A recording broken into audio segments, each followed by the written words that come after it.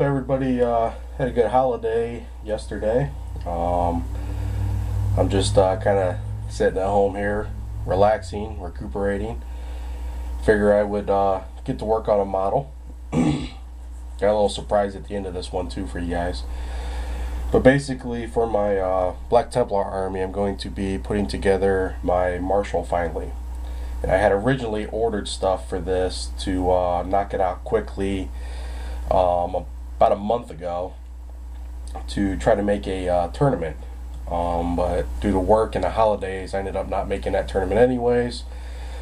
So last night I started putting some thought back into this and taking my time with them. So basically what I'm doing here, I started with majority of the parts. Is that focusing? Yeah. Majority of parts are from the Space Marine Commander kit, which I actually ordered from Gamers Guild Hall, which is Darth Burns' shop, if you guys know him. And then there's a couple pieces, a couple bits from a Black Templar Space Marine Chapter Upgrade kit. So I'll do a little quick zoom in on these things for you guys. Using the, get some light over here, a little more. There we go. Using the Commander's back piece here, using the Commander's front piece as well.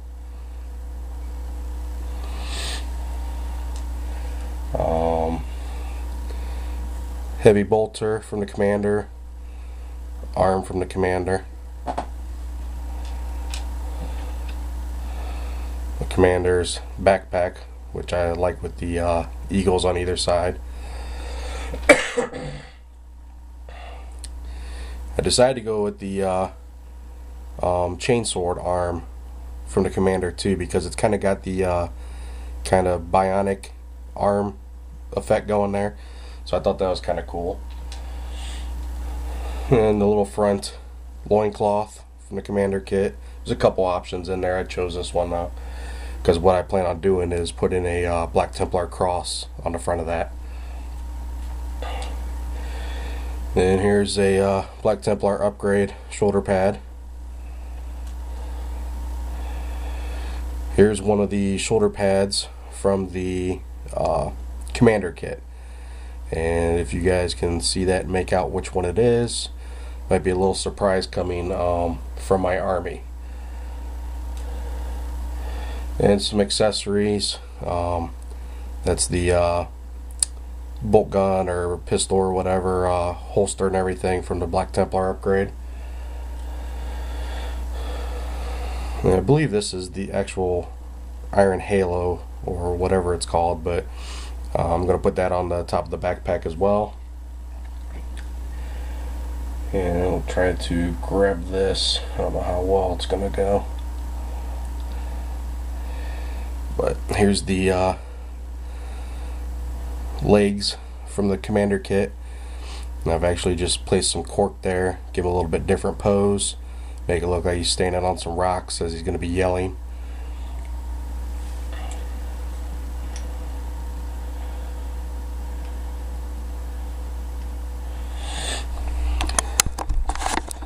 So that's all the parts I'm going to be using. I'm going to start putting this together here. So I haven't even cleaned up the pieces yet, so I'm going to do that off camera. Just wanted to give you guys a little rundown of what I used.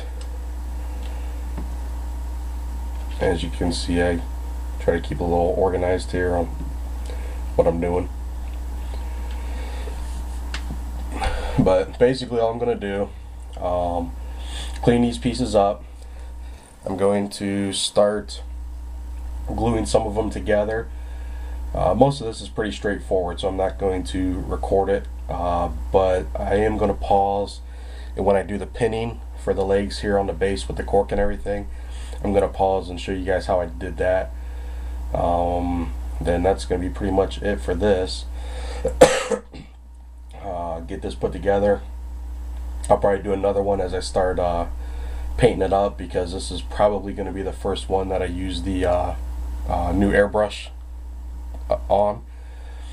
So I'll do a little video on that. I know a couple people have expressed some questions as far as they like to know how loud the compressor is, which I don't think it's very loud, but then again, I don't have anything to really compare it to other than, you know, working in old machine shops and stuff and how loud those compressors are, and obviously it's not that loud. But the only other thing I've got going on, again, I don't know who may already know this. I know some of you do on the TeamSpeak server, and some other people that I've been talking to on YouTube. But the other surprise is I finally decided on what my second army is going to be, and there it is. My Tyranid battle force. This is going to be pretty much my I guess not opponent, but basically the other end of the spectrum for me against my Black Templars. So I've already opened this box up, as I mentioned on Ren Zero's first video that I watched today, because I'm trying to get caught up on all his videos. Awesome channel. But when I first opened up this box, it was very daunting. I mean, I put together, I don't know, I'm probably at about 2,500 points of Black Templar. So I've seen quite a few models at this point. But when I opened up this and saw how many pieces were in here, I was like, oh wow. But I have since kind of taken the sprues out, organized them a bit, put the Hormigant sprues together, Termagant sprues together, at least placing them together. I haven't like assembled anything, but I did that. There's still I know there's instructions along the side when you take the top of the box off, and they have these you know, the quote optional pieces, but without actual instructions in here. It's kind of annoying, because being new to the army, which sure, I bought the codex as well, but being new to the armies, I have no idea what these optional pieces are. You know, how do I know if I need them, or if I put them on there, is it going to be you know, messing up my army as far as WYSIWYG goes for tournaments and stuff. So I'm going to be picking some brains of you Tyranid players that I know out there. A couple of them I know for sure. Might get some more responses to this video as far as other people letting me know that they play them as well. But I think the assembly of the Tyranids and playing them as well, kind of you know, whenever I want to break from the Black Templars, or if somebody's playing Space Marines, you know, it gets kind of annoying playing Space Marine versus Space Marine all the time. So at least this way I'll have an option to break out another army. So hopefully you guys had a good holiday. I'm going to start putting together my Marshal here using the Space Marine Commander kit and the Black Templar upgrade. And I will talk to you guys soon. Thanks a lot. Alright, give you a quick rundown here. I'm going to be pinning the legs to the base here. I've actually already glued down my little bit of cork, and that's going to be painted up to make it look like a little boulder or stone or something. And then his feet will fit on right there. Bring the lamp back over again, just like that. And what I ended up doing to find my spot was, once I had his feet placement how I wanted, I just flipped it upside down, and I put a little mark here to where I was going to pin through, and I centered it over his foot here. And then all I'm going to end up doing is just using my little vise, pin vise here. I'm just going to drill up toward into his leg.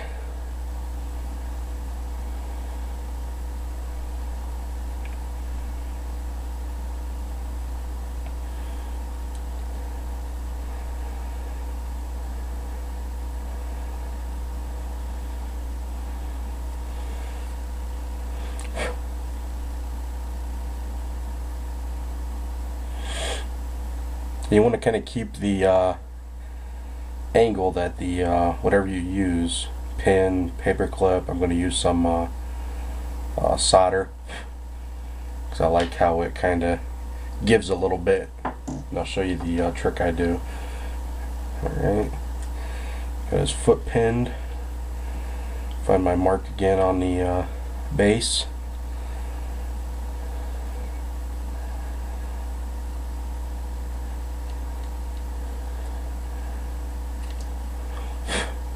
So that's through. Now typically when I do my rock bases like this, I drill, because the cork usually covers the majority of the base, I usually drill through the cork and the plastic base. But in this case, I want the stronger hold anyways, so I'm just doing his foot that's going to be on the base, and I'm going to use this to kind of, you know, mask. There'll be a little bit of gap underneath his foot, so I'm using this to mask the front of it, another little piece of cork, and then the rest of it's going to be based up as well, you know, some sand or rocks or, you know, flock or something, so you won't even see the backside either. So the next thing to do, let me put my razor blade and snips away. I already cut my thumb from cleaning up the pieces, so it's a good thing I didn't have you guys watching me then. And then here's just using some regular solder here, and I'm just going to cut piece off. And obviously I don't need that big of a piece to go through, but I'm going to show you what I do to kind of make this easier on me.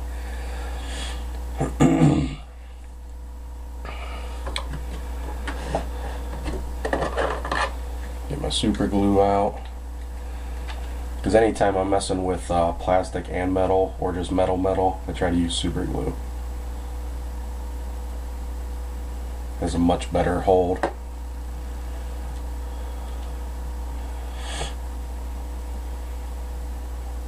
Put my pin in there. Let that dry for a moment.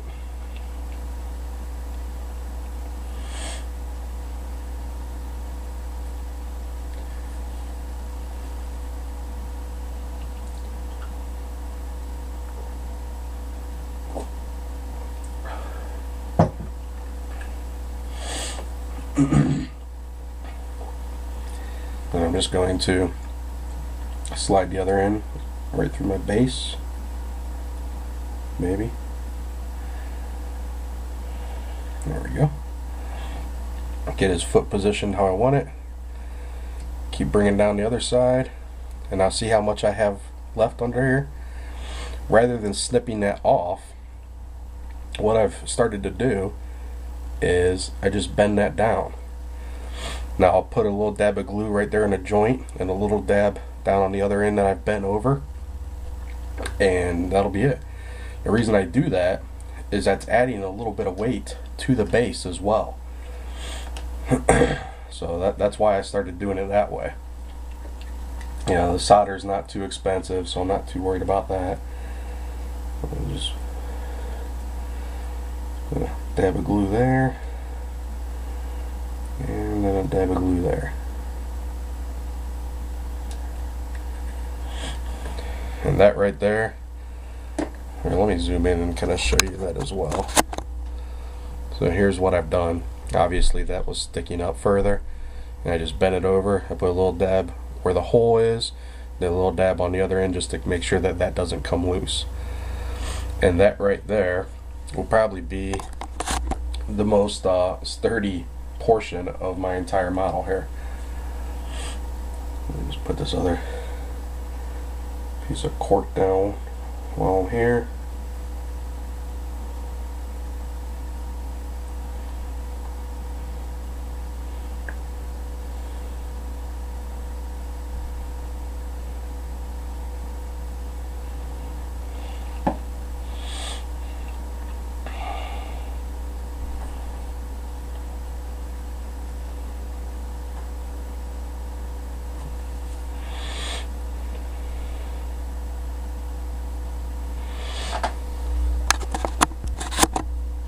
And there it is.